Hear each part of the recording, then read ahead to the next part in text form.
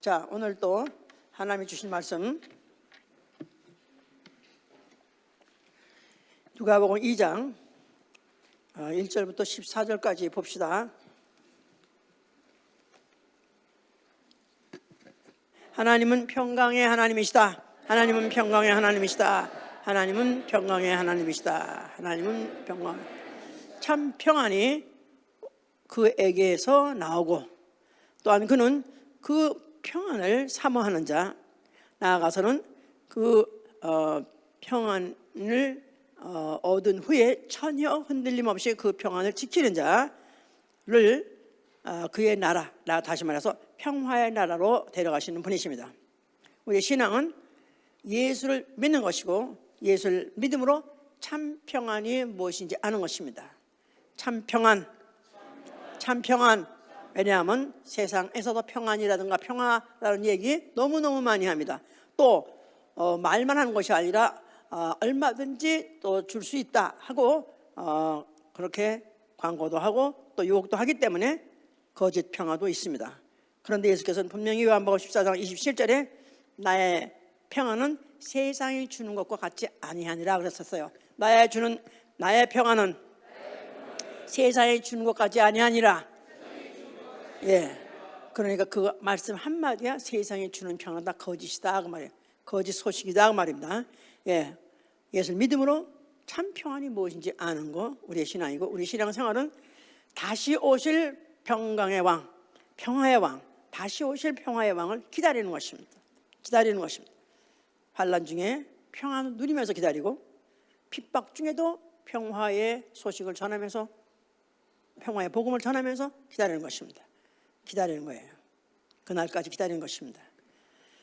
자, 왜냐하면은 우리는 평화란 말에 대해서 너무너무 좋아하고, 평화하면은 보통 무슨 정권자들도, 나아가서는 교권자들도 자기의 캐치 프레이즈 같이 준다 하고 상징이 되길 원하고 그렇게 합니다. 그런데 그게 그렇게 쉽게 이루어지기 되게 어렵고, 또 마치 되는 것 같다가도 순간에 깨져버립니다. 환경적으로 깨지면 무슨 싸움이 있죠, 분쟁이 있죠, 전쟁이 있습니다.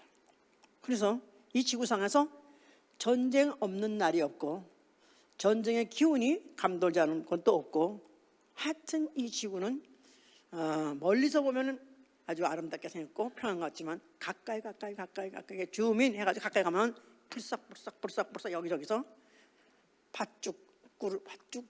솥에 팥죽 끓듯이 벌썩 하는 것 같은, 이 세상엔 평안이 없기 때문에 그런 거죠. 인터넷을 보면은 한국 전쟁이 곧 날 것 같은데, 나도 100번 났었어야 되는데 지금도 그러다 보니까 하도 그런 것도 소식이 많다 보니까 그냥 안보 불감증에 어떻게 이렇게 입 딱 벌리고 그냥 마음 놓고 자는지 하여튼 그렇습니다. 그렇다고 해서 미국은 안전하지 않아요. 김정은이가 크리스마스 선물을 준비하고 있어요. 내일 모레 크리스마스면 어쩌면 그가 준비하신 선물이 뭔지는 모르겠어요. 준비한 선물이 모두 생각하기를 어쩌면 대륙간 탄도탄, 대륙간 탄도 유도 미사일, ICBM 그걸 한번 시도 날려보지 않겠느냐. 그렇지 않고는 미국을 깜짝 놀라게 하고 세상을 놀라게 할 수 있는 그런 방법이 없으니까 이때까지 준비해서 그걸 좀 할지 모른다, 이렇게 지금 추측하고 있어요. 그 말은 미국 뉴욕까지도, 전역까지도 이미 그들이 준비한 핵은 많을 것도 실수가 많고, 거기다가 그걸 실어 날려는 미사일이 대기권 바깥에 나갔다가 그다음에 뉴욕이든지 이 성부 어디든지 때릴 수 있는 그런 거는 다 준비돼 있을 거라고 그렇게 예측하고 있습니다. 추측하고 있어요. 그러니까 우리가 와 있는 이 동부 뉴욕 안전하지 않아요. 언제 떨어질지도 모릅니다. 크리스마스는 떨어질지 모른다. 재수없게 그러도 하나. 나는 차라리 지난번도 말씀드렸지만요, 한참 예배 드리고 오늘 아주 충만하게 예배 드리고 그날 팍 떨어졌으면 좋겠어. 차라리. 그러면 예배 드리고 그나마 구원받은 믿음, 확실한 믿음 가지고 그냥 구원을 확실히 받지 않을까. 사실 그게 정말 제가 그런 생각을 해서 좀 여러분들에게 죄송하지만 저는 그런 걸 종종 기도합니다. 많이 예배드리고 정말로 아주 완벽한 100점짜리 예배드리고 그리고 그냥 팡 떠가지고 다 죽었으면은 구원은 다 받으니까 구원 받으니까 만약에 주님이 오셔가지고 이 중에서 믿음 있는 사람 몇 사람만 데려가면 나머지는 다 땅에 내버려두고 다 지옥 갑니다. 그러니까 저는 그게 사실은 기도의 제목이 할 정도로 그렇습니다. 그러니까 미사일 때려? 무섭지 않다 이거야. 때리라 이거야. 차라리 핵을 터뜨려 달라 이거야. 그런 사람한테 평화가 웬만해서 깨지겠어요? 안 깨지겠어요? 그냥 내뱉져라 하는데 뭐가 무서울 게 뭐가 있어? 자, 그러니까 이런 정세적으로, 국제적으로, 정치적으로, 이런 식으로도 평안은 너무나도 쉽게 깨지고, 거기다가 평안이라는 소위 다 같이 영어로는 피스를 쓰지만은 평안이라는 마음에서 느끼는 이런 심리적인 것도 얼마나 쉽게 깨지는지 모릅니다. 갈등이니, 분쟁이니, 갈등이니, 무슨 불안이니, 두려움이니, 공포니 이런 것도 나아가선 자중질환이니 해서 그냥 사실 생각밖에 너무 아무것도 아닌 것 같은데 시작하는 순간에 편안하다고 생각했던 순간에 크리스탈 깨지듯이 크리스탈이 그냥 팍 깨져버리죠. 그렇게 팍 깨져버릴 수 없습니다. 그러니까 오늘 편안하다고 해서 1시간 후에 편안할 수 없는 거고 내일 편안할 수 있는 보장은 더욱 없는 것이다 이 말이에요. 그러니까 그래서 이런 것 때문에 미리 공포, 강박감을 느끼는 사람들 그런 사람 많죠. 그 군인들이면은 오히려 군인들은 그런 사람들은 심리가 아주 전쟁터에 나갔었으니까 그들이 튼튼할까? 그래서 그들은 아주 항상 웬만한 일에도 편안할까? 그렇지 않습니다. 미국의 지금 베테랑 제한군인들이 지금 미국의 고민이 뭐냐면 미국의 고민이 PTSD라고 해서 아프간이든지 이라크의 군인으로 갔다 왔던 제한군인들이 앓고 있는 병 Post Traumatic Stress Disorder 그래가지고 PTSD라고 그래가지고 전장에서 느꼈던 그 공포 그것을 지금까지도 잊지 못하고 그래가지고 지금 그것 때문에 막 밤이만 잠을 못 자고 괴상을 지르고 그러다가 그래도 약물 치료도 안 되고 심리요법도 안 되고 그러다가 결국은 자살 택한 사람이 오늘날에 몇 년 전에 본데요 200명이라고 했는데 매일 220명이 자살한대요. 오늘도 220명이 자살할 수 있는 가능성 100% 99% 있어요.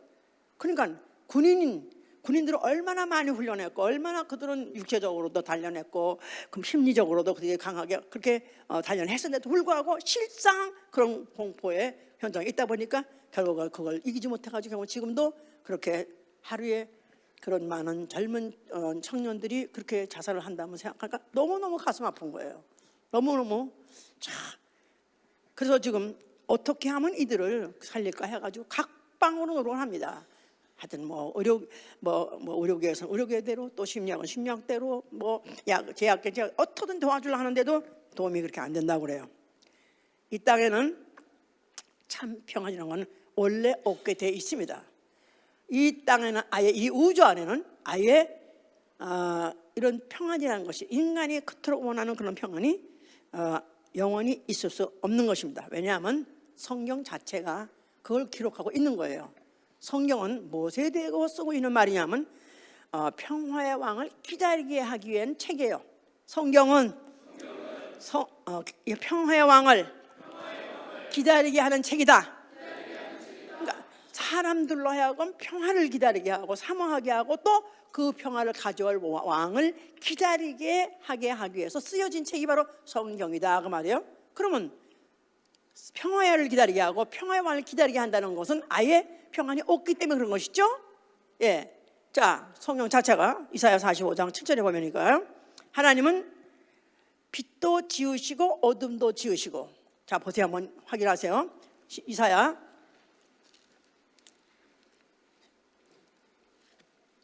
45장 7절.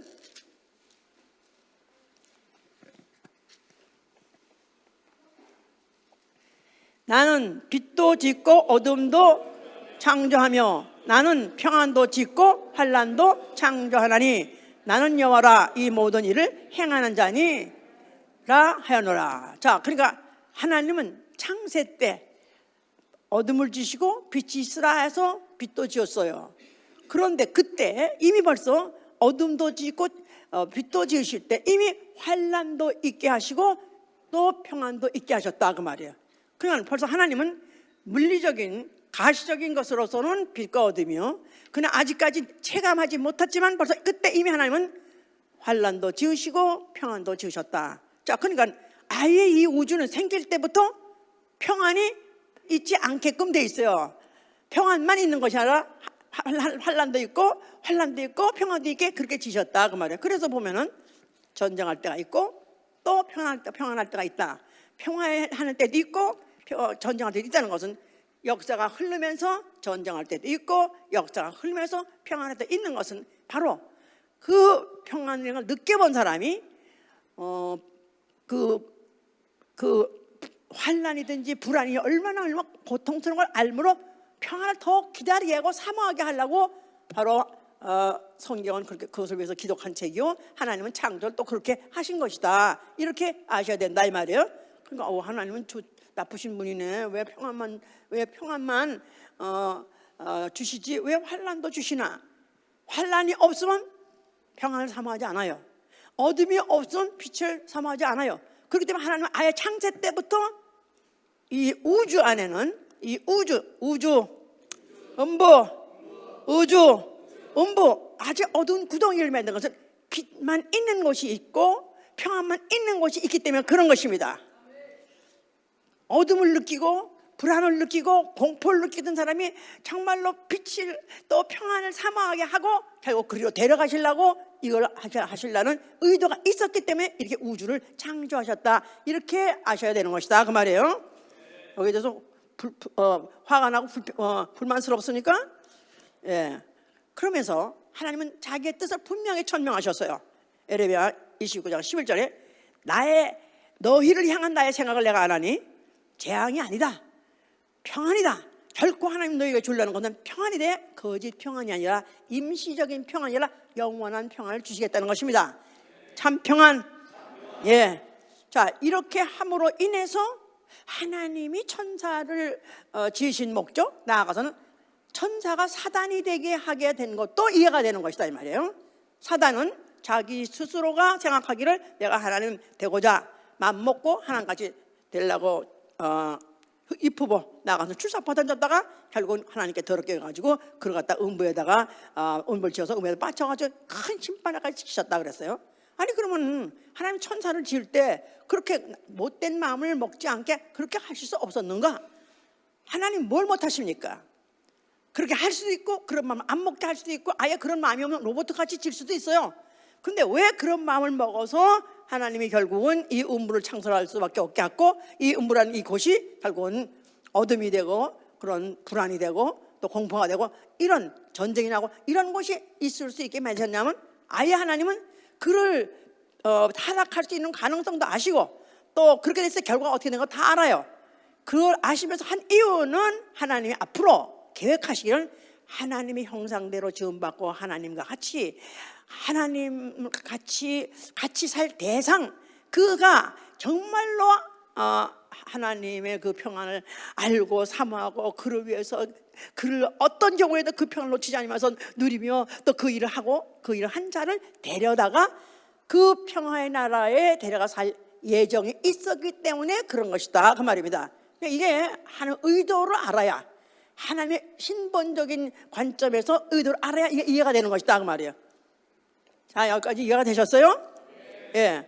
자, 그러니까 사단의 출현도 결국은 뭐를 하시려면 하나님의 사랑하는 자, 하나님이 바로 사랑의 그 평화의 나라로 데려갈 자, 그런 자가 있게 나오게 하려는 과정이었던 것이다. 그 과정으로 필요했던 존재였던 것이고 일이었던 것이다. 이렇게 알면 돼요. 그 일을 위해서 하나님이 아담을 에덴 동산에서 지으셨고 그 에덴 동산에 그야말로 정말 평화로운 나라죠. 그런 것 같은 환경인데도 거기 안에는 벌써 이미 아닌 것은 거기 누가 있었죠? 에덴 동산 안에? 그렇게 모든 살고 좋은 환경, 정말 마음도 편안하고 몸도 편안하고 다 편안하게 살 수 있는 환경인 것 같은데 아닌 것은 거기 뭐가 있었어요? 뱀이 있더라도 뱀이 누구죠? 마귀예요. 마귀. 벌써 마귀가 있는데 거기가 벌써 영원히 편안하게 유지될 수 있는 곳이 아닌 것은 뻔한 거 아니에요? 아니나 다를까? 그가 작동을 해가지고 결국 하와를 깼고 결국 하와가 먼저 속고 그 하나님 계명 어겨서 선을 까먹고 남편에게 주는 바람에 결국은 이제 그들이 에덴 동산 내쫓겨 버렸어요. 근데 이것을 하나님이 태초부터 작정하신 대로 되어졌다 이렇게 믿는 것은 극소수예요. 특히 우리 교회나 그렇게 믿어요. 하나님 의도대로 되어진 것이다. 아멘? 예. 자, 왜냐하면 어차피 이 우주는 앞으로 불로써 소금치듯이 불로써 완전 불태워서 없애버리시고, 그리고는 하나님이 거하시는 그곳에 우리를 데려가 사실라는 계획 때문에 이 진행을 이렇게 한 것이다 그 말이에요. 자, 그러니까 아담이 범죄하고 난 다음에 그가 느꼈던 건 뭐냐면 스트레스입니다. 공포예요. 좌절이에요. 절망이에요. 왜냐하면 땅이 앞으로 네게 가시덤불을 낼 것이고 엉겅퀴를 낼 것이다. 그래서 아담의 범죄로 앞으로 마귀와 함께 지옥에 갈 건 말할 것도 없고, 땅에 사는 동안에도 좌절과 공포, 좌절과 불안, 공포, 이거는 없어질 수 없도록 그들 심리 속에 느끼도록 하게 하셨어요. 이제 자, 이런 좌절, 불안, 공포, 이런 모든 것들이 아주 24시간 프레셔로서 느낄 수밖에 없는 곳이 있었으니 바로 그 어디냐면 이스라엘의 종살이다. 이스라엘의 종살이. 그러니까 아담이 범죄하고 난 다음에 그 인류의 형상, 인류가 처해야 될 형상이 바로 그대로 옮기는 어디냐면 애굽의 종살이었던 이스라엘이었던 것이다 그 말이에요. 별도 사건이 아니라 그 사건이 바로 거기에 그대로 극대화로서 나타난 것이다 그 말이에요. 자, 그런 종살이하고 있던 이스라엘을 모세를 보내가지고 하나님이 해방을 시켰습니다. 그래서 그들하고 언약을 맺었으니 무슨 언약이냐면 평화의 언약. 민수기 25장 11절 그들과 평화의 언약을 맺었어요. 자, 언약을 맺으면 항상 조건이 있는 거죠. 내가 너에게 평화를 주겠다. 그 대신에 너는 뭘 지켜라? 계명을 지켜라. 계명. 그래서 레위기 26장 3절 7절 보니까 너희가 만약에 규례와 계명을 준행하면 내가 인도하는 그 땅에다 평화를 줄 것이고 두려움이 없을 것이고, 그러나 만약에 너희가 규례와 계명을 지키지 아니하면 재앙과 질병이 오를 것이고 평안함이 없을 것이고 마음이 떨고 정신이 산란해지리라 그랬었어요. 너희가 만약에 규례와 계명을 어기면 재앙과 질병이 오를 것이요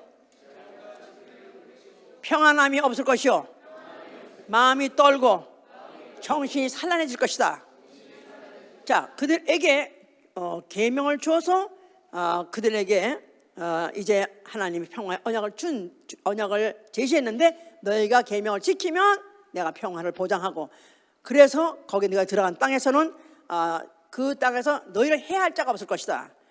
너희를 괴롭힐 자가 없을 것이다.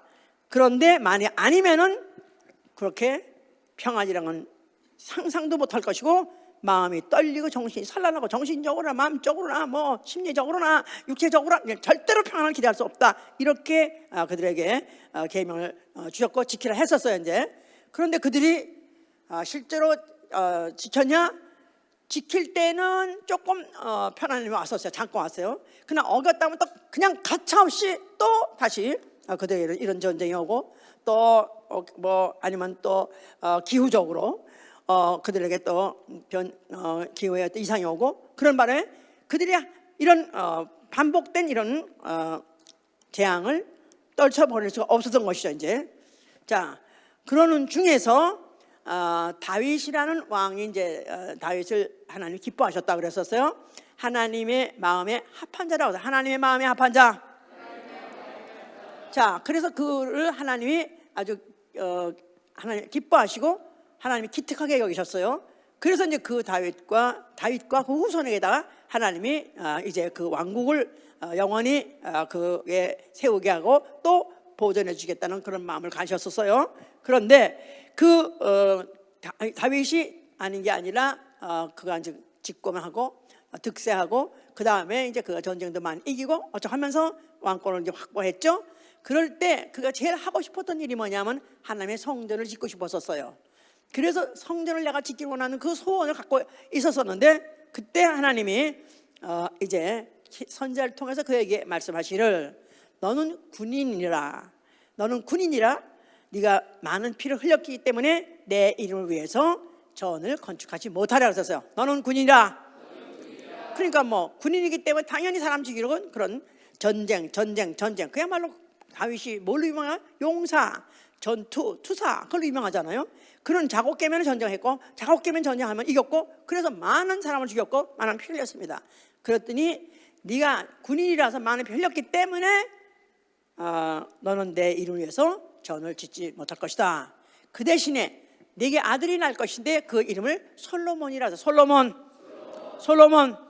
그 뜻은 평화의 사람이에요. 평화의 사람. Man of peace. 그래서 그 이름을 평화의 사람이라고 지으라. 그가 하나님이 그에게 평화의 사람이라고 이름을 주신 이유. 하나님의 전은 평안한 가운데, 그 궤가 평안한 가운데에 그 궤가 보존돼야 되고 그 안치하고 있어야 되기 때문에, 그래서 그로 하여금 평화의 사람에게 짓게 하셨다 그랬었어요. 그래서 솔로몬 성전이라 하기도 하고 예루살렘 성전이라고 해요. 예루살렘 성전. 오늘 노래 불렀죠? 예루살렘 성전. 예, 예루살렘이란 뜻. 예루살렘은 이레 살롬이라는 히브리 말에서 나온 말이죠. 이레 살롬이란 말은 약속된 평화예요. 약속된 평화. 자, 그 말은 평화의 언약. 다시 바꿔 말해서 평화의 언약이에요. 평화의 언약. 그러니까 약속된 평화. 그러니까 솔로몬이 지은 성전은 앞으로 그 성전이 자체가 평화의 언약을 맺은 증거로서 짓기도 했지만, 사실 거기에 내재되고 있는 뜻은 뭐냐면 앞으로 약속된 평화가 올 것이다, 그런 뜻이죠.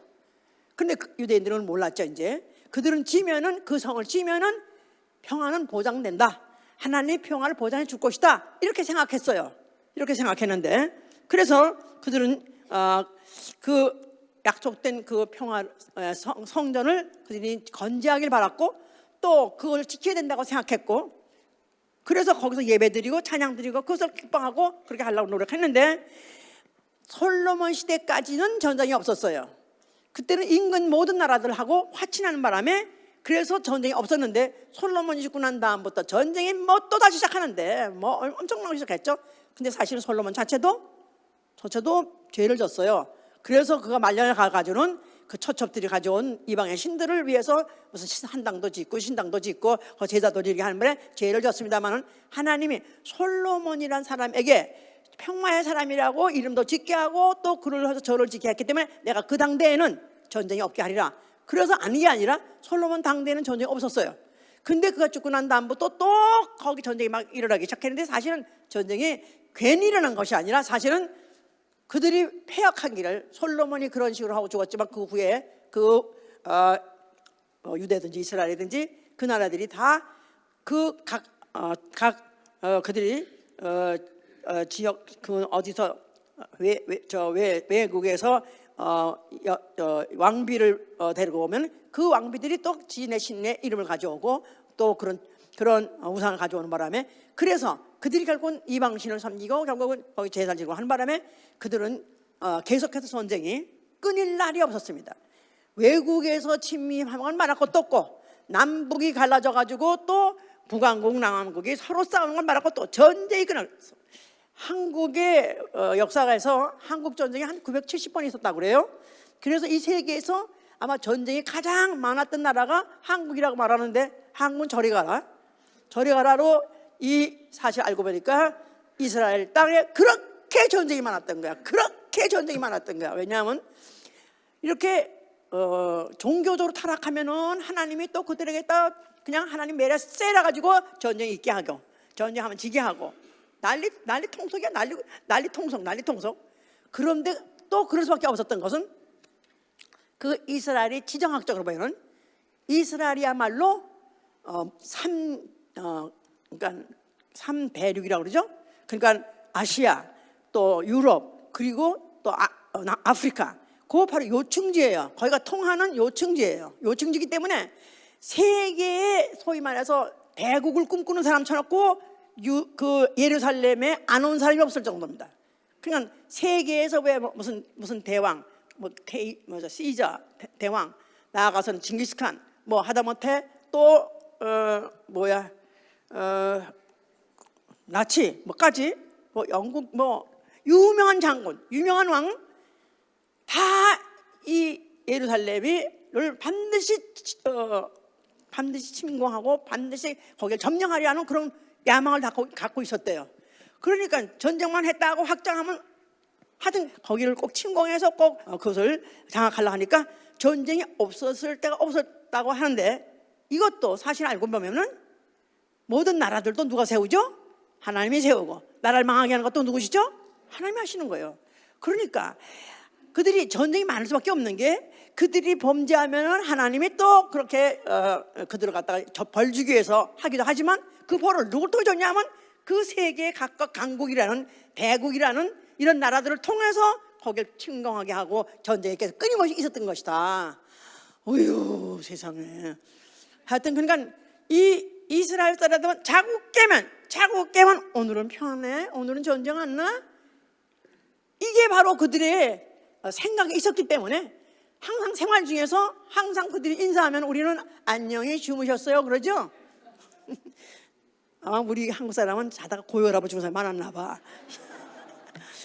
주무시다가 잘 죽으셨나 봐.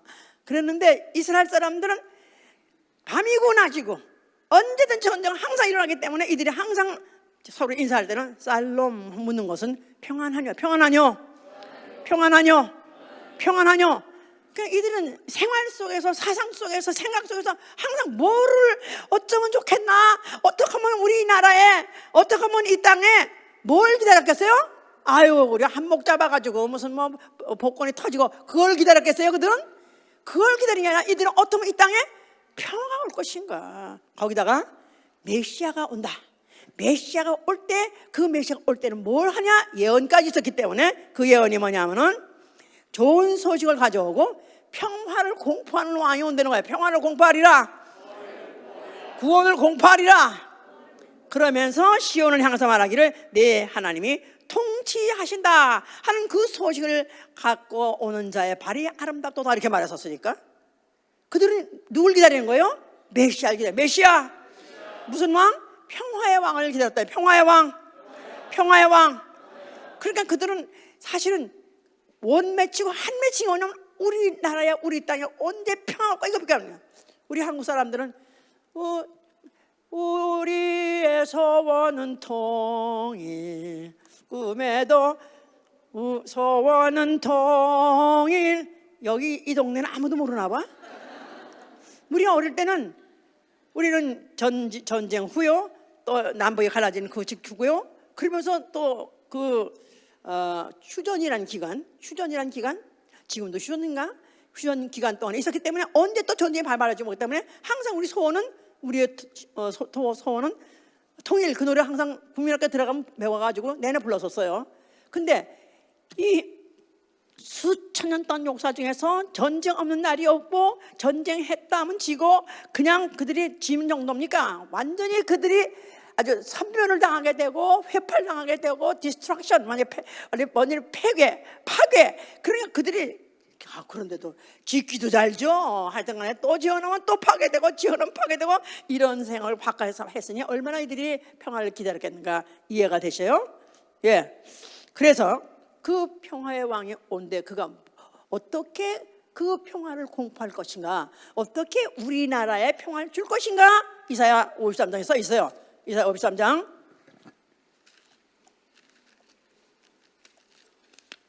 5절부터 보시면, 이사야 53장 5절, 그가 온다는 것입니다. 그가 찔림은 우리의 허물을 인하며 그가 상함은 우리의 죄악을 인함이라. 그가 징계를 받음으로 우리가 평화를 누리고 그가 채찍에 맞음으로 우리가 나음을 입었도다. 메시아가 올 때 그가 찔릴 거라는 것입니다. 몸이 찔림을 당한다는 거예요. 또 그가 상함을 당한다는 거예요. 왜냐하면 우리의 허물과 죄악을 인함이라. 무슨 말인지 못 알아듣겠는데 하여튼 이렇게 써있어요. 또 그가 징계받음으로 우리가 그가 채찍을 맞고 그가 분함을 당하고 조롱을 당하고 또 희롱을 당하고 가진 모욕을 다 당함으로 오히려 우리는 평화를 누린다는 거예요. 메시아가 오시면 인류가 받을 징계를 대신 받을 것이다. 그리하면 그 징계를 그가 받음으로 우리는 오히려 그 때문에 평화를 얻는다는 거예요. 이런 예언이 예수님 오시기 전에 수백 년 전에 이미 깔아놨다는 것이다 이 말이에요. 자, 그랬는데 이제 그러면서도 수백 년이 지나가도록 그들은 그런 전쟁을 계속하면서 그들은 기다리는 생활을 하고 있었었죠. 그런데 어느 때가 돼서 선지자가 나타났어요. 요한이라는 선지자가 나타났어요. 자, 그가 하는 말이 그가 회개하라, 천국이 가까이 왔다. 그래서 회개하라, 천국이 가까이 왔느니라. 자, 그를 누가복음 1장 79절에는 그가 와서 뭐 하냐면 평화의 길로 인도하는 거야. 선지자 침례 요한 뭐 하는 거냐면 평화의 길로 인도하는 자들이야. 평화의 길. 그러니까 평화로 가는 길로 인도하는 자가 선지자, 예언자, 침례 요한이었던 것이다 이 말이야. 그런데 그가 바로 이제 예수 그리스도가 그 요단강에서 침례받아 나타났을 때 그가 바로 이제 내 뒤에 오시느니 바로 내 뒤에 오시느니 내가 너희들에게 소개하느니 바로 그가 평화의 왕이다 하고 소개를 한 거예요. 그런데 그 전에 먼저 이제 예수의 탄생에 대해서 지금 오늘 성경 읽어봤죠. 그러면서 이제 가이사 아구스토 시대 때, 그러니까 오거스트라는 그 케이자 시저 왕 그 황제 때 로마가 영을 내렸다 그랬었어요. 로마의 제국 너무나 넓은 그 나라에다가 다 골고루 다 이제 반포되는 영이 뭐냐 하면은 너희가 다 가서 각지에 가서 자기 출생지에 가서 호적하라 그랬어요. 호적하라. 그런데 바로 마침 이때 이제 그 마리아가 예수를 잉태했더라. 만삭이 다 됐어요. 그래서 지금 이제 그 고향으로 가서 호적을 하려고 갔는데 가다가 어디 호텔 사관이 없어가지고 그래서 할 수 없이 무슨 어디 마구간에 가서 해산하게 됐다 그랬었어요. 그래서 아기를 싸가지고 강보에 싸가지고 구유에다가 뉘었다. 그러니까 베드가 없어가지고 침대가 없어가지고 그렇게 강보에 싸가지고 구유에 이렇게 뉘었다 그랬었어요. 그야말로 거량 맞은 장면이죠.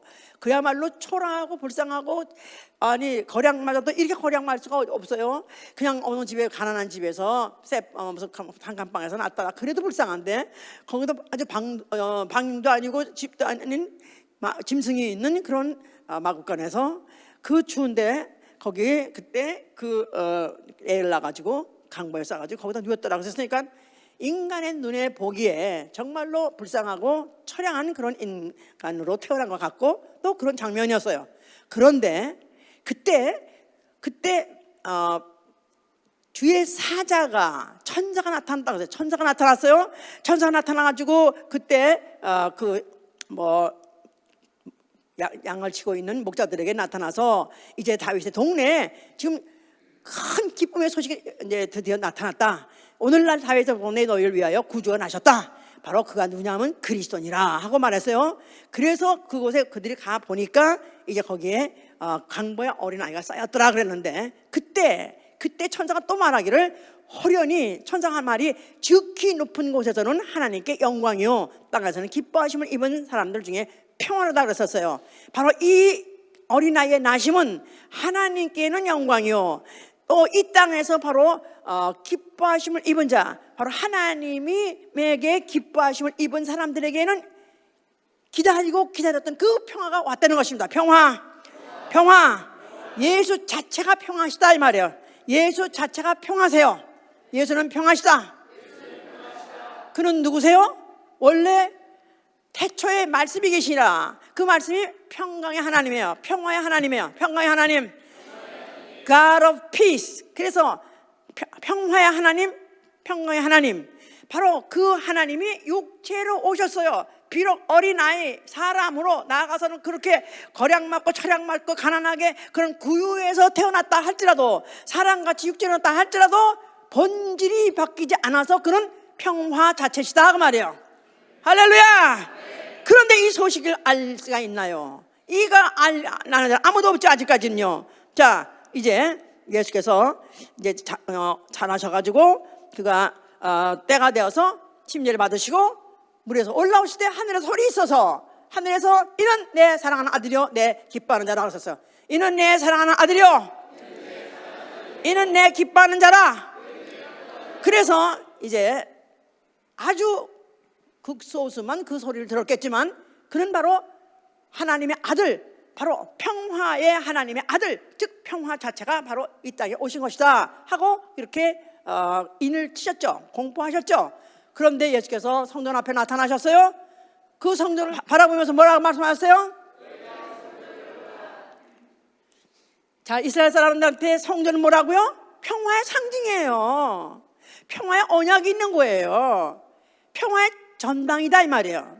평화의 전당이에요. 그러니까 이스라엘 사람들이 그들이 자기네들의 그 역사는 수없는 전쟁, 수많은 전쟁, 끝없는 전쟁 속에서 시달리고 있더라도 그래도 우리에게 이 성전이 있기 때문에 평화의 언약, 우리 조상하고 맺은 하나님과 우리하고는 무슨 사이? 평화의 언약을 맺었다 이 말이야. 그냥 우리가 회개하고 우리가 제사 잘 지내면 하나님이 또 평화를 주시겠지. 그래서 그들이 열심히 또 제사를 지내려고 하고 또 하나님 계명대로 살아보려고 마음을 먹고 있는데 예수께서 나타나가지고 이 성전을 헐어버려라 그랬으니까 얼마나 난감합니까? 얼마나 아찔합니까? 아니 이때까지 그 받은 저주도 크고 전쟁도 너무나 지겹고 힘든데 이제 또 이것까지 이제 헐어버려야 한다면 이제 우리 민족은 완전히 말살이라는 얘기인가? 그러니 얼마나 예수에 대한 증오, 예수에 대한 미움, 예수가 다 제거해버렸다는 그 마음이 그들이 얼마나 충천했겠느냐 이 말이에요. 그들은 그래서 그때 예수를 죽인 이는 죽여도 빨리 죽여버려야지 이를 갖다 살려놨다는 이건 이스라엘 덕이 안 된다. 우리 이스라엘의 오히려 우리 민족의 오히려 말살, 우리 종말을 저가 오히려 저희를 가져온 자다 이렇게 생각해서 예수를 중하고 죽여버리려 했던 것이다 이 말이에요. 자, 예수께서는 헐라가만 한 것이 아니라 너희가 헐면 내가 살만해 이렇게 하셨어요. 너희가 헐면 내가 살만해 일으키리라. 자, 그 말은 인간에게 평화가 필요 없다가 아니라 인간에게 가장 필요한 것이 평안이다 이 말이에요. 부유도 필요하고 건강도 필요하지만 그보다 먼저 필요한 게 뭐냐면 평안이 필요한 것입니다. 그렇죠? 돈도 많고 건강도 하고 출세도 했는데 마음이 획 돌아갔어. 오늘부터 불안 초조해. 공황장애야. 그래 놓으면 마사 매사 다 말짱할 거야. 인간이 사실 가장 필요한 게 뭐냐면 심적, 그러니까 심리학자들이 우선은 심리학적으로 안정을 해야 이 사람의 모든 육체 건강도 또 환경도 모든 것이 다 편안해진다 해가지고 굉장히 중요하게 생각합니다. 성경이 바로 그걸 말하고 있는 거예요. 바로 예수께서 너희가 헐면 내가 살면 이게 나서 너희가 평화의 언약을 맺었느냐? 그 언약 이제 여호와 이름으로 맺은 거냐? 율법 가지고 맺은 언약 이제는 끝. 또 이제 평화의 전단이라고 너희가 세웠느냐? 네가 세워서 세워봤자 얼마나 많이 여러 번 회파가 됐고 또 전쟁이 끝임없이 여전히 있지 않느냐? 이제 전당 헐어버려라. 내가 헐면 내가 다시 세월 성전은 성전된 자기 육체, 성전된 자기 육체. 그러니까 그들은 손으로 지은 아니면 또 여호와 하나님의 이름이 있는 또 그와 맺은 그 언약이 있는 바로 그 성전을 기입하면 혹시나 평화가 올까 했지만 이제는 그건 끝났어. 내가 왔으니 내가 누구냐 하면 바로 내가 평화의 왕이다 이 말이에요. 내가 평화의 왕이다. 그러므로 내가 너희에게 줄 평화는 세상이 주는 평화 같지 않다는 것입니다. 확인하세요. 확인하셔서 요한복음 14장 27절 보세요.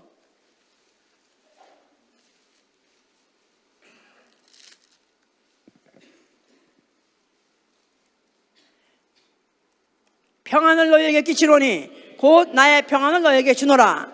내가 너희에게 주는 것은 세상이 주는 것 같이 아니하니라.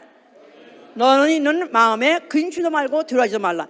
이때는요 예수 그리스도께서는 이미 벌써 주요 표적물이 됐어요. 이 벌써 심상인이라는 거 있죠? 왜? 이미 벌써 이는 언제든지 잡아서 죽이려는 계획을 갖고 있어서 벌써 이미 그의 신변에 위협을 느끼고 있을 때예요.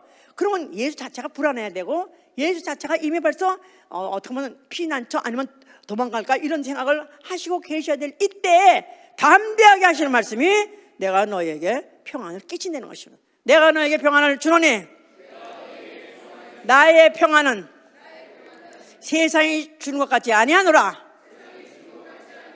물론 사람들이 무슨 자기의 심리적이고 아니면 환경적으로 갖고서 거기서 오는 평안, 그런 거 얼마나 금방 깨질 수 있어. 순간에 조건 하나만 깨지면 그냥 깨지는 거야. 뭐 비행기가 그렇다네요. 부품이 100만 개래. 100만 개. 난 그렇게 많은지 몰라서 거기에 100만 개가 들어간대요. 그런데 그중 하나 빠지면 어떻게 되는 거예요? 그냥 공중낙하.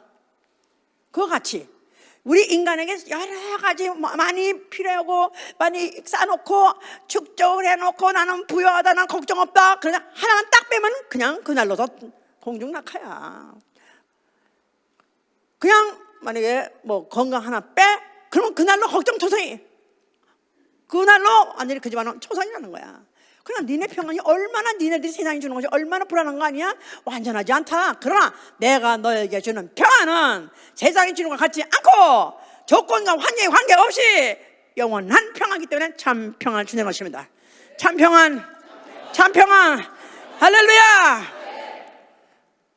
그렇기 때문에 요한복음 16장 33절에는 내가 너에게 이 평안을 줄 테니까 너희가 이 세상에서 환난을 당하나 너희는 담대하라는 것입니다. 너희가 세상에서 환난을 당하나 너희는 담대하라. 자, 그뿐이 아니라 내가 너희에게 준 평안, 이 평안을 오히려 너희는 나가서 전하라는 것입니다. 제자들을 부르자마자 그들에게다가 준 미션이 뭐냐면 너희는 가서 평안을 빌리는 것입니다. 만약에 평안을 빌어서 어느 집에 들어가든지 어느 집에 누굴 만나든지 평안이 있을지어다 이렇게 하라는 거예요. 평강이 있을지어다. 난 두렵지만 너는 있어. 그렇게 했겠어요? 내 안에 있는 걸 주는 거예요. 내게 있는 평안을 내게 주노니 평강이 있을지어다.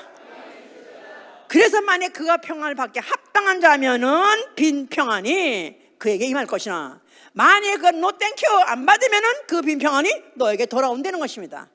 평안을 빌라 손해 보지 않는다. 평안을 빌면 받으면 영원 얻는 것이고, 받지 아니하면 그 빈 평안이 내 것이 되리라. 그렇다는 것입니다. 그렇다는 것입니다. 갑절되는 거예요. 갑절되는 거. 내가 빌었는데 그거 말고 또 거기다 또 그거까지 돌아오기 때문에 오히려 평안이 척척 쌓인다는 거예요. 할렐루야. 그러니까 전도하면은 절대 손해보지 않습니다. 당장 그 사람이 뭐 모욕을 하고 모욕을 주고 그다음 침을 뱉고 욕설을 하고 한다 할지라, 그러면 어떻게 해야 돼요? 할렐루야. 더 하세요. 할렐루야. 야, 징그럽게 화도 안 내네 진짜. 징그러. 그러니까 예수 믿는 사람 징그러워야 돼. 밟아도 꿈틀거리지 말아야 돼. 편안하게. 밟아라. 쌓인다. 그렇잖아요? 그런 말도 세상에 있어요. 뭐 때린 사람은 밤에 못 자도 오히려 맞은 놈은 잔다는 말 있잖아요. 또 어딘가 진리에 비슷한 말이 세상에 있는데 그렇습니다. 바로 예수 믿는 사람은 평안을 비는 사람이에요. 그런데 만약에 네가 빈 평안을 받지 않아? 그렇다면 그는 심판날의 소돔과 고모라보다 못한다는 거야. 지옥 간다는 거예요. 평안이 있을 줄 알때 아멘 받아야 돼. 아멘 할렐루야. 그렇게 하라는 거예요. 어떤 권세를 줬는가 제자들한테. 그들에게 뭐 두 벌 옷도 가져가지 말라, 무슨 뭐 주머니도 가지 말라, 아무것도 가지 말라, 빈 주머니를 가라. 그러면 또 평안이 있으라. 참 아무것도 주지 못하는지 말로만. 그런데 그걸 안 받아? 그러면 그게 지옥 간다는 것이고. 이거 얼마나 대단한 걸 준 건지. 대단한 그 평안이 뭐길래 그걸 안 받으면 지옥을 가는가. 자, 그는 이제 드디어 때가 돼서 예루살렘으로 입성하십니다. 거기에 예루살렘이라는 그 성 자체가 원래 이레 살롬, 약속된 평화 있는 곳이에요. 그런데 그런 마지막으로 그의 이제 공생애를 마치라고 그가 그것을 가죠. 그가 할 때는 그곳에 가면 어떤 사람들이 그랬어요. 당신을 잡으려고, 당신은 수배 중이니까 당신을 가면 거기 잡혀서 당신 죽을 것이요, 가지 말라고 그랬어요.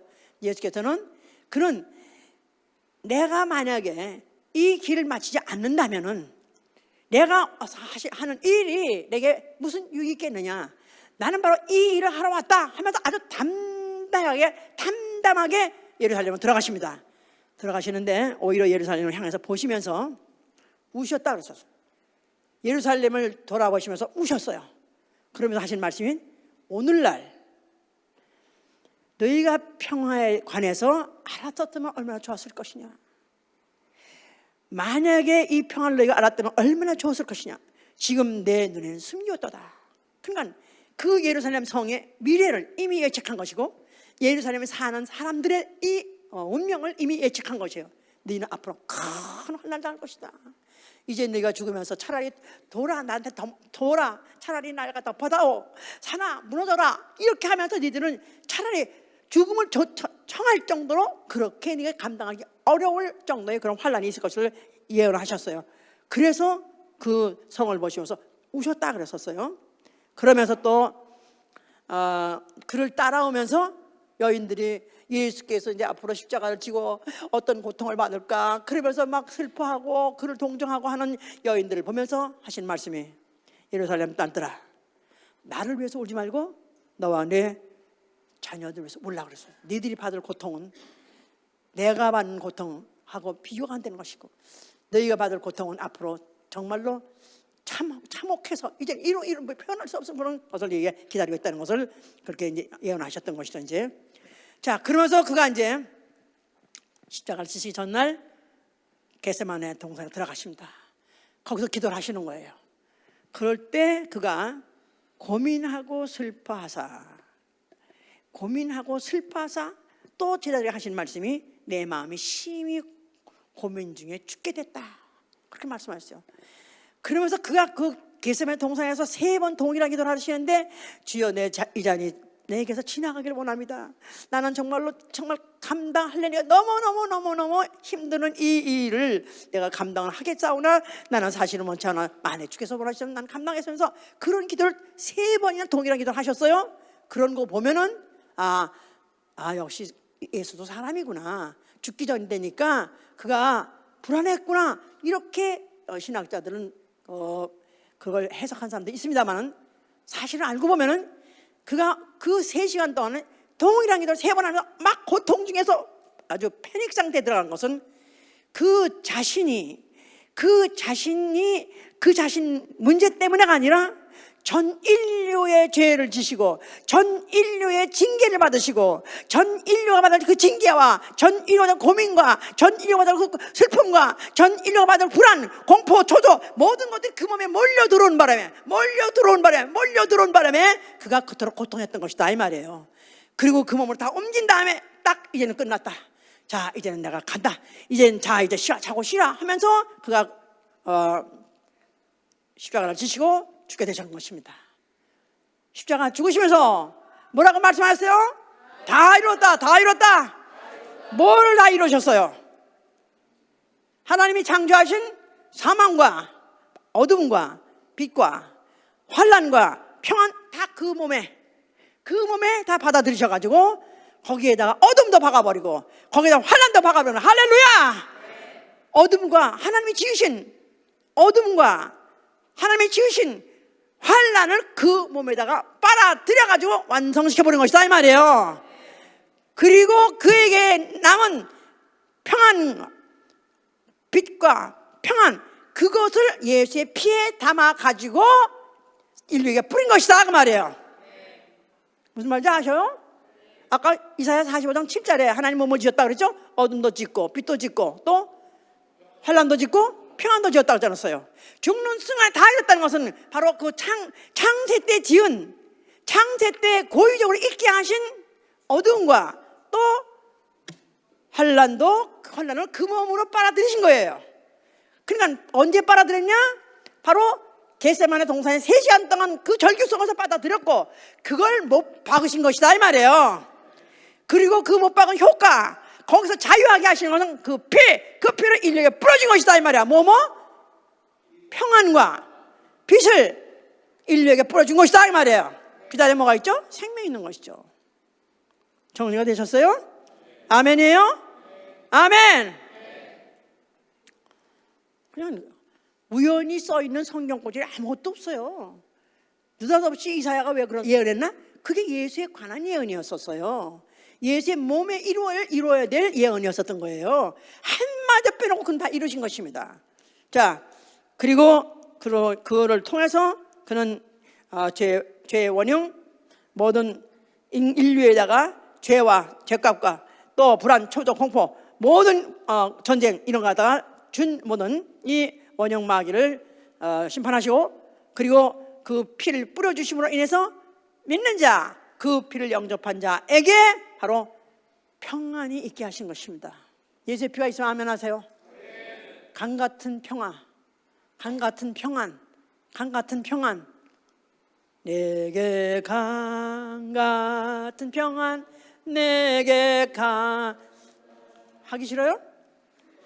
내게 강 같은 평안, 내게 강 같은 평안, 내게 강 같은 평안 넘치네. 할렐루야. 내게 강 같은 평안, 내게 강 같은 평안. 자, 주셨어요. 전 인류에게 주셨어요. 그래도 지금도 전쟁 끝나지 않고, 지금도 불안, 공포, 지금도 가까운 사람 여전히 있습니다. 여전히 있습니다. 바로 우리에게 있게 그 복음을 주신 이가 누구시냐면 성령이시다 그 말이에요. 그가 부활하시고 하늘나라 가셨어요. 그 하늘나라는 하늘나라는 평화의 나라, 평화의 나라, 하늘나라, 평화의 나라, 평화의 나라. 거기 왜 평화의 나라죠? 평화의 왕이 다스리니까요. 평화의 왕이 완전 거기를 다스리고 계시면 장악하고 다스리기 때문에 하늘나라는 평화만 있어요.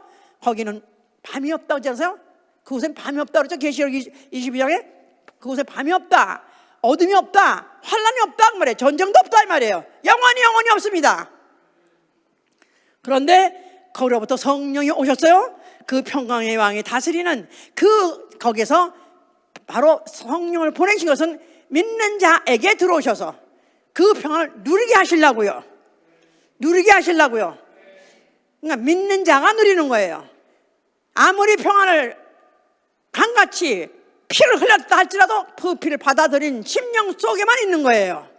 그 평안을 극대화시키려고 오신 이가 바로 성령이시다 그 말이에요. 성령 만서 아멘 하세요. 그때야말로 내게 강 같은 평안, 내게 강 같은 평안. 저 뒤에는 안 해. 목사님 철딱선이 없이 저렇게 좋아하시나? 그래? 나는 철딱선이 없었어. 저야말로 굉장히 센시티브한 사람이에요. 과민하다면 다 그건 이해하시죠? 예민하시다.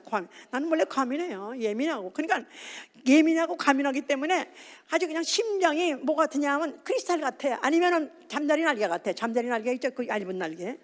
그러니까 바람 하나 휘뜩 불어도 금방 또 좋았다가 금방 한번 쓰러졌다가 그야말로 자중질환이 하루에도 수백 번 아니면 어느 나라 전쟁에 일어나듯이 제일 많이 일어나듯이 그렇게 일어났던 사람이었었어요.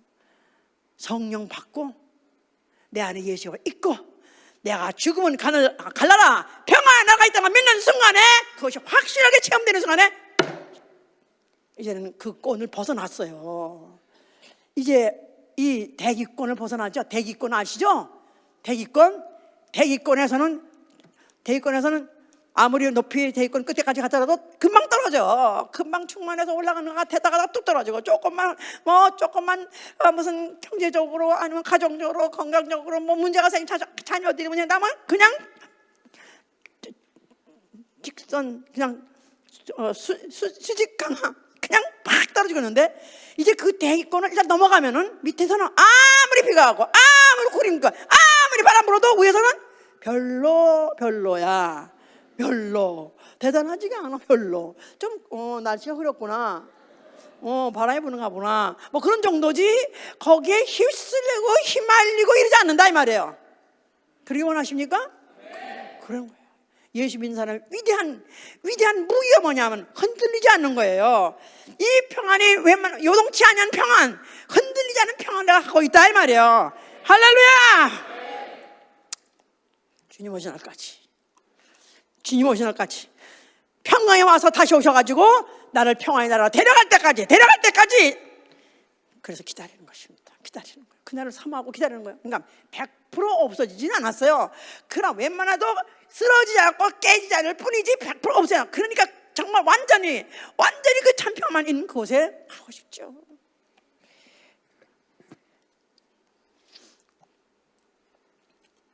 교회는 평강을 위해서 한 몸으로 부르심을 얻었다고 썼어요. 교회는 평강을 위해서 한 몸으로 부르심을 입었느니라. 교회, 왜 예수 믿는 사람이 교회에 와야 되냐? 왜 예수 믿는 사람이 교회에 안 오면 안 되냐? 왜 예배를 보면 안 되냐? 왜 그래요? 하나님이 아예 평강을 위해서 불렀다는 거예요. 불러서 뭐 하다는 거예요? 예수 믿는 사람이 평강을 유지하려면 어떡하라고요? 교회를 와야 돼요. 유대인들은 옛날에 꼭 그 평안을 유지하려면 예루살렘 성을 갔었어요. 그래서 제사를 지내고 해가지고 겨우 1년이면 1년 유지하고 하려고 애를 썼어요. 그런데 우리는 심령의 평강의 왕이 들어오셨고 그가 다스리는 나라가 이미 내 안에 이미 있다는 것을 인정하는 행위로서 예배에 나오는 것이고 교회에 오는 것이다 그 말이에요. 그러므로 인해서 우리 이 평안을 유지하는 것입니다. 그런 너희가 배우고 듣고 본 바를 행하라. 너희가 배우고 듣고 본 바를 순종하고 행하라 그 말이에요. 그래야 그리스도의 평강이 너희 마음과 너희 생각을 주장하리라는 거예요. 그대로 하나님 말씀을, 예수 말씀을 순종해야 마음에 평안이 와요. 교회를 일주일 내내 요새는 연습하다 찬양 연습하느라고 그래서 교회 월화수목금토 매일 오는 사람들도 있죠. 하여튼 매일 와. 그런데 주일날 안 오면 불안한 거야. 매일 교회를 오다가도 딱 주일만 하나만 병 왔다면 이상하게 불안한 거야. 그래서 네가 배우고 본 바를 지킴으로 너의 생각과 너의 마음을 평강의 하나님이 주장하게 하는 것입니다. 평안 원하십니까? 네. 순종해야 되는 거야. 평안 원하십니까? 네. 성수전 해야 되는 거야. 평안 원하십니까? 네. 예배 성공해야 되는 거야. 예배. 예, 우리가 이렇게 마음을 먹고 또 예배를 보고 또 믿음을 갖고 그리고 세상에 나간다 하지만 세상에 나가면 금방 어떤 거 하나 안심할 수 없는 거고 어떤 거 하나 내가 자신할 수 있는 게 아무것도 없어요. 금방 순간순간에 무슨 어쩌면 또 무슨 장사가 안 되느니 어쩌면 또 해고할지 당할지 모르니 그래가지고 불안 초조가 또 몰려옵니다. 이걸 능히 이길 수 있는 거 생각과 마음을 하나님이 주장하게 하시는 거예요. 평강의 하나님이 주장하시리라. 아멘. 그러니까 핍박과 환난 중에서 평강이 넘치게 하시느니 지금 우리는요 사실 죄송해요. 이런 글을 보면은 이 당시에 성경에 쓰였던 시대는 핍박과 환난 시대예요. 내가 예수 믿는 데는 얘기 한마디만 하면 내가 예수 믿는 신분만 발각되면 그냥 그대로 투옥되고 그대로 죽임을 당하는 그야말로 불안 공포가 쉴 새 없이 몰려드는 바로 그런 엄습하는 시대에 사는 그런 사람들한테 각 교회에 편지한 거예요. 각 교회에 편지할 때마다 로마에 있는 형제들에게 그리스도 안에 있는 평안이 있을지어다. 에베소 교회 형제들에게 문안하노니 그리스도의 평안이 너에게 있을지어다. 우리 정도 생활에서가 아니고요. 교회로 모였다 하면 잡혔다 하면 당장 투옥되고 당장 처형당하고 당장 그 끔찍한 고문을 당할지 모르는 그런 불안 안에 있는 형제들에게 평강이 있을지어다. 그리스도의 평강이 너에게 있을지어다 하면 그들이 아멘 하고 받고는 담대하게 세상에 나가가지고 어떤 핍박도 어떤 환난도 막 이겼던 것이고 그뿐입니까? 그들은 이 평화의 복음을 전했던 거예요. 평화의 복음을 전하는 사신이 됐던 것이다 이 말이에요. 그리스도 대신에 그리스도가 우리에게 맡기신 그가 하신 일, 공생애 중에서 하신 일, 그가 복음 전하고 제자를 삼았던 그 일을 우리가 받아가지고 그 일을 하는 일은 우리 안에 평안이 있기 때문에 평강의 복음을 전하기 때문에 우리는 평안의 복음을 전할 수 있는 사람이기 때문에 그 일을 했던 것이다 그 말입니다. 아멘 할렐루야.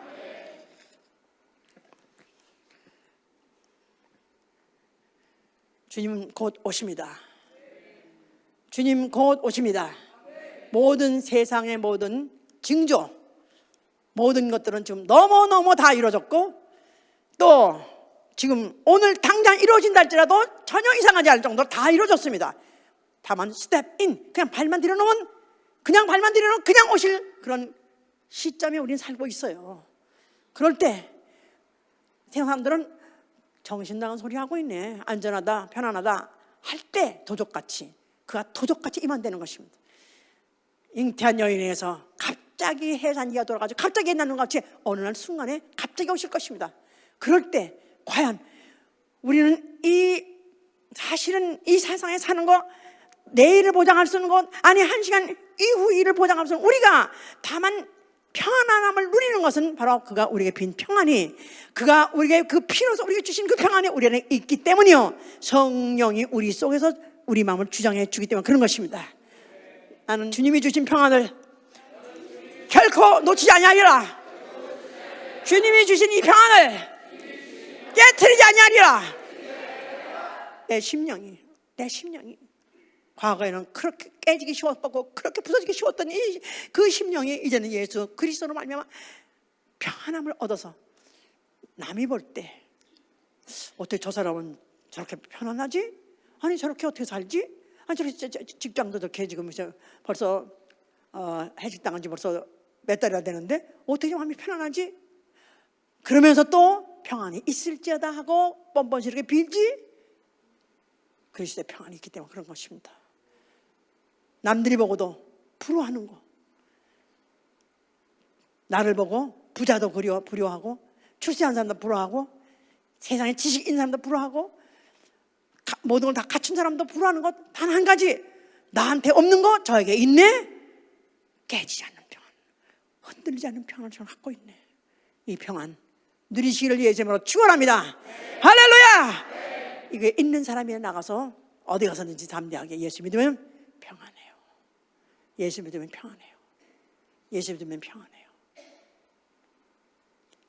정말 내 안에 있는 거, 내 안에 흔들리지 않는 그 평안을 남이 보고도 인정할 수 있을 정도로 담대하게 전할 수 있는 여러분 되시기를 예수님으로 축원합니다. 할렐루야. 기도합시다.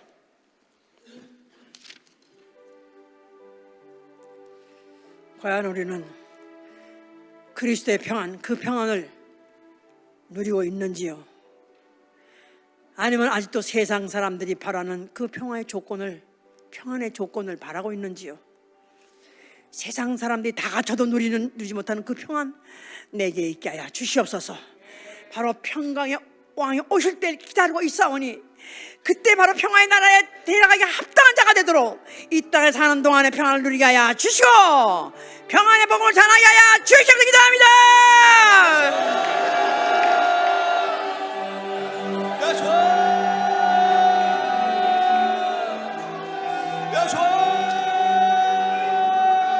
도와주시옵소서. 도와주시옵소서. 역사하여 주시고 도와주시옵소서. 도와주시고 축복하여 주시옵소서. 도와주시고 축복하여 주시옵소서. 충만하게 도와주시옵소서. 도와주시고 축복하여 주시옵소서. 충만한 우리 예수 그리스도의 눈이다가 아버지 우리 주시기 바랍니다. 오신 그날에 이 죄를 비울 수 있게 우리 충만하시고 도와주시옵소서. 아버지 우리 예수 그리스도의 충만하여서 그 평화의 복음을 증가하는 아버지 그날 되기 원하니 주 성령으로 도와주시옵소서. 주 이슈에 도와주시옵소서. 우리 예수 그리스도의 우리 주 오시는 그날까지 증가하다가 자그런 민망이와 주 예수 그리스도를 배울 수 있게 우리 주님하시고 도와주시옵소서. 주 이슈에 도와주시고 도와주시옵소서.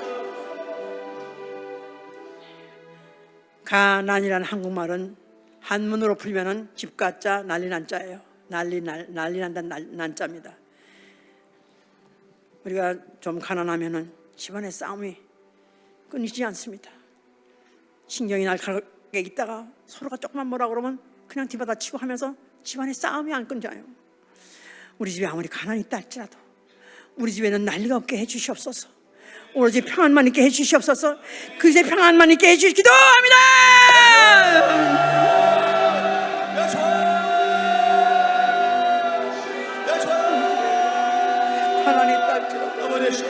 가난이 있을지라도 우리 주변을 하나님께 해주셔서 우리 주변을 하나님께 해주셔서 도와주시옵소서. 아버지가 나더라도 아버지 주와 우리 예수 그리스도의 평강으로 충만케 도와주시옵소서. 우리 예수 그리스도의 평강을 충만함으로 예를 누릴 수 있게 주 예수여 역사하시고 도와주시옵소서. 우리 예수의 평강이 충만케 하는 되게 축복하시고 도와주시옵소서.